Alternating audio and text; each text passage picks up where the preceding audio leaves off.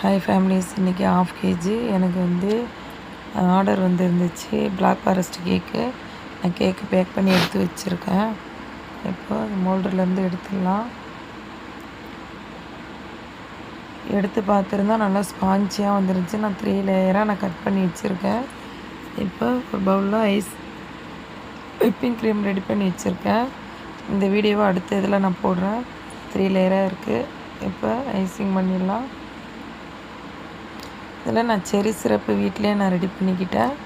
அது கூட அதை சேர்த்து சாக்லேட்டை நான் துருவி எடுத்து வச்சுருந்தேன். ஃப்ரீசரில் தான் வச்சுருந்தேன்.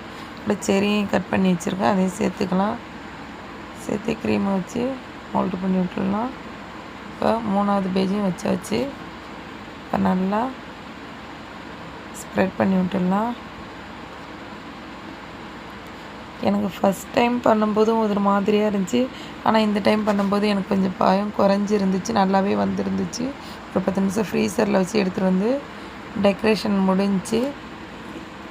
பாருங்கள், இந்த மாதிரி தான் நானே எதிர்பார்க்கவே இல்லை நல்லா வரும் அப்படின்னு சொல்லி நல்லா வந்துருந்துச்சு. வீடியோ பிடிச்சிருந்தேன்னா லைக் பண்ணுங்கள், ஷேர் பண்ணுங்கள், கமெண்ட் பண்ணுங்கள். அடுத்த வீடியோவில் பார்க்கலாம். பாய்.